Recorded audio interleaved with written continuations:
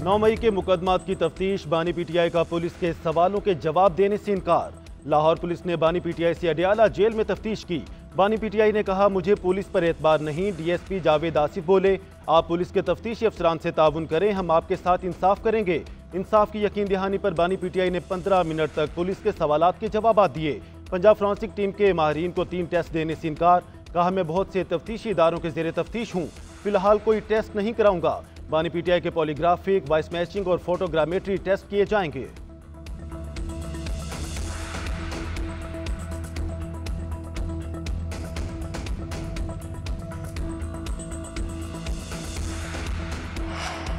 नौ मई के मास्टरमाइंड ने मनसूबाबंदी का इतराफ़ गुनाह कर लिया। ये जमात नहीं, इंतशारी टोला है जिसका मकसद शरपसंदी के जरिए रियासत को नुकसान पहुंचाना है।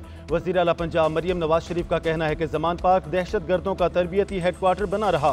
पेट्रोल बम बनाने और रियासत पर हमले की तरबियत दी जाती रही। 4 माह टांग पर प्लस्तर बांधने के ड्रामे के दौरान 9 मई की मनसूबाबंदी की गई। कैसा पुरअमन एहतजाज था कि 200 से ज़ायद फौजी तंसीबात पर हमले हुए, तैयारे जलाए, शोहदा की तौहीन की। इंतशारी टोले के खिलाफ सख्त कार्रवाई होना मुल्की सलामती और कौमी मफादात का तकाजा है।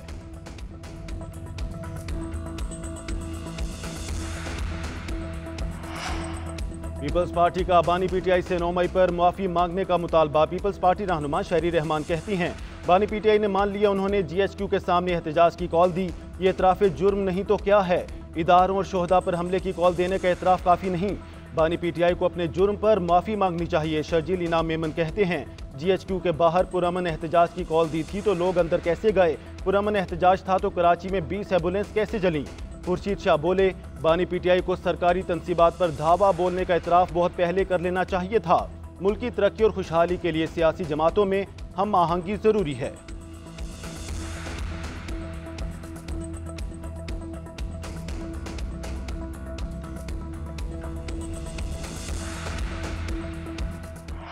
बानी पीटीआई ने 9 मई के हवाले से कोई एतराफ़ नहीं किया। जब 14 मार्च को ज़मान पार के घर पर हमला हुआ और फिर 18 मार्च को जुडिशल कॉम्प्लेक्स में हमला हुआ, उसके बाद पार्टी ने यह फैसला किया कि दोबारा ऐसी हरकत हुई तो एहतजाज होगा। पुलिस के मामलात में किसी दूसरे इदारे ने मुदाखलत की तो एहतजाज किया जाएगा और एहतजाज वहाँ होगा जहाँ किया जाना चाहिए। बैरिस्टर सलमान अकरम राजा की अडियाला जेल में बानी पीटीआई से मुलाकात के बाद मीडिया से गुफ्तगू। कहा, बानी पीटीआई ने मुझे हिदायत की है कि मैं तरदीद करूँ। तोड़ फोड़ की कोई हिदायत नहीं थी, ना मंसूबा था। अब मरहम लगाने का वक्त है। बर्बरियत के जरिए ये मुल्क नहीं चल सकता।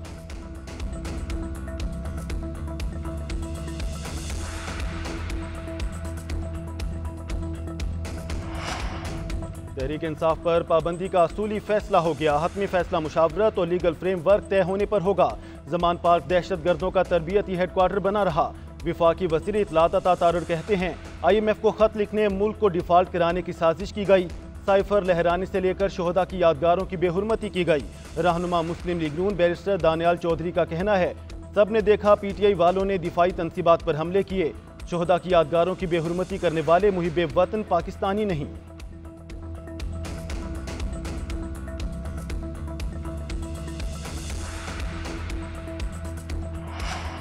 पीपल्स पार्टी ने भी पीटीआई को मखसूस नशिस्तें देने का सुप्रीम कोर्ट का फैसला चैलेंज कर दिया। फारूक एच नाइक की वसातत से फैसले के खिलाफ सुप्रीम कोर्ट में नजरसानी अपील दायर। मौक़िफ़ इख्तियार किया, पीटीआई फरीक ही नहीं थी, ना दरख्वास्त दायर की। तहरीक इंसाफ को बिन मांगे मखसूस सीटें दी गई। सुप्रीम कोर्ट का मुख्तसर फैसला कानून और हक़ाइक़ के बरक्स है। आइन और कानून के तहत पीटीआई मखसूस नशिस्तों की हकदार नहीं।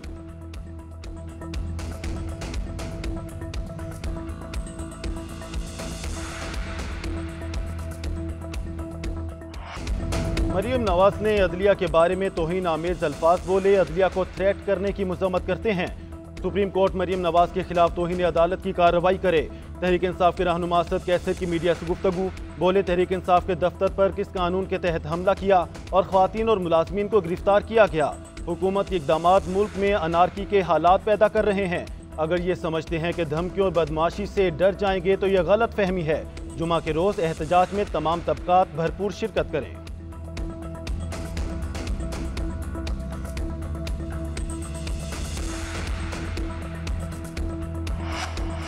पीटीआई का पार्लियामेंट हाउस के सामने भूख हड़ताली camp. Barrister Gauhar, opposition leader Umar Ayub की क़यादत में अपोजिशन अरकान की अलामती भूख हड़ताल में शिरकत। असद कैसर, अली मोहम्मद खान, शेख वकास अकरम, फलकनाज चित्राली और दीगर भी शरीक हुए।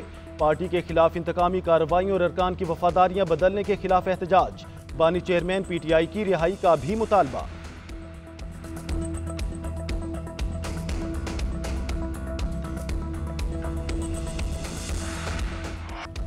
डिसइंफॉर्मेशन केस में गिरफ्तार रऊफ हसन और पीटीआई कारकुन अदालत पेश। रऊफ हसन 2 रोज़ा जिस्मानी रिमांड पर एफआईए के हवाले।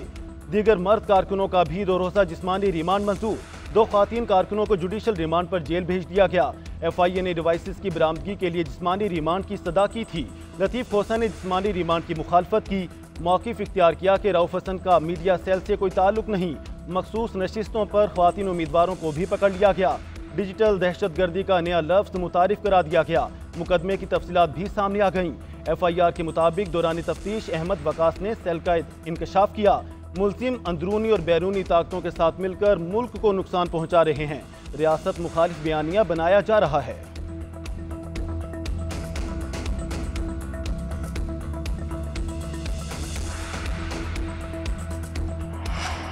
किस कानून के तहत इस तरह किसी शख्स को गिरफ्तार कर सकते हैं? क्या पीटीआई सेक्रेटेरिएट में बैठे तमाम लोगों को गिरफ्तार किया जाना लाजिम था? क्या उस दफ्तर में मौजूद होना कोई जुर्म है? इसीलिए कहते हैं कि ये पुलिस स्टेट बन चुकी है, जो दिल चाहता है कर लेते हैं। चीफ जस्टिस आमिर फारूक के पीटीआई के मरकजी सेक्रेटेरिएट पर छापे और गिरफ्तारियों के खिलाफ दरख्वास्त पर समाअत के दौरान रिमार्क्स। कहा, मैं अपनी अदालत के दरवाजे बंद कर दूं और किसी ऑर्डर के बगैर आपको बाहर न जाने दूं, क्या ये अगवा नहीं है? एडिशनल अटॉर्नी जनरल ने बताया कि 2 ख्वातीन और 9 मर्द गिरफ्तार हैं। 6 ख्वातीन को ज़ाती मचलकों पर छोड़ा गया।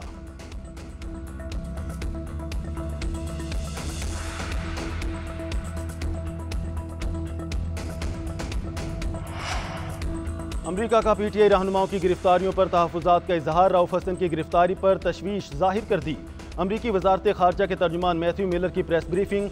सवालात के जवाब में कहा, पीटीआई के रहनुमाओं की गिरफ्तारियों के हवाले से रिपोर्ट्स देखी हैं। गिरफ्तारियों पर तहफ़्फ़ुज़ात का इजहार करते हैं। खास तौर पर तर्जुमान पीटीआई की गिरफ्तारी पर ज़ाती तौर पर तहफ़्फ़ुज़ात हैं। हम आइनी और जमहूरी असूलों की हिमायत करते हैं।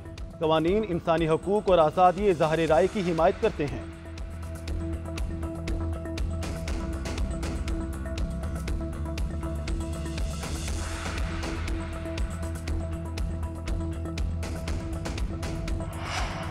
ऐसा नहीं हो सकता कि इस्लामाबाद का वाक़या हो और मुकदमा बलोचिस्तान में हो। हालिया दिनों में सियासी मुकदमात में लोगों को उठाया जा रहा था। मुख्तलिफ मुकदमात वाले इशू पर एक फैसला दे दिया है। जस्टिस तारिक महमूद जहांगीरी का तकरीब से खिताब। कहा, रिलीफ मिले या ना मिले लेकिन रवैया मस्बत रखना चाहिए। हर फैसला ये समझ कर लिखते हैं जैसे इम्तिहानी पर्चा है। कई बार रात को नींद नहीं आती कि कहीं कोई गलत फैसला ना हो जाए। जानबूझकर अगर कोई जज गलत फैसला करता है तो उस पर अल्लाह का कहर नाजिल हो।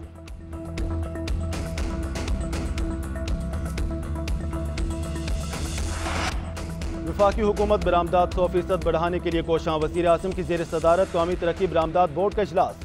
वज़ीर आज़म ने एक्सपोर्ट $60 अरब सालाना पर पहुँचाने का हदफ दे दिया। शहबाज शरीफ ने कहा कि IT बरामदात $3 अरब से तजावुज़ कर गईं, जो खुशाइंद है। मसाइल की निशानदही करके 2 हफ्ते में हल की रिपोर्ट पेश की जाए। बरामद कुनिंदगान के रिफंड में कोई ताख़ीर बर्दाश्त नहीं। सनतों को सस्ती बिजली फराहम करने के लिए वजारत तवानाई से जामे मनसूबा तलब। चीनी सनतों की पाकिस्तान मुंतकली पर ताउन करने की हिदायत की। बरामदी सनतों के नुमाइंदों ने वज़ीर आज़म का शुक्रिया अदा किया।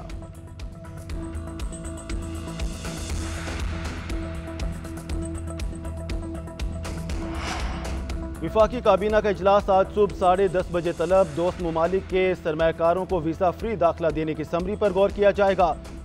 SECP एक्ट के तहत खसूसी अदालतों के क़याम की समरी पर भी गौर होगा। इजलास में मुल्क की सियासी मुआशी सूरत हाल का जायजा लिया जाएगा।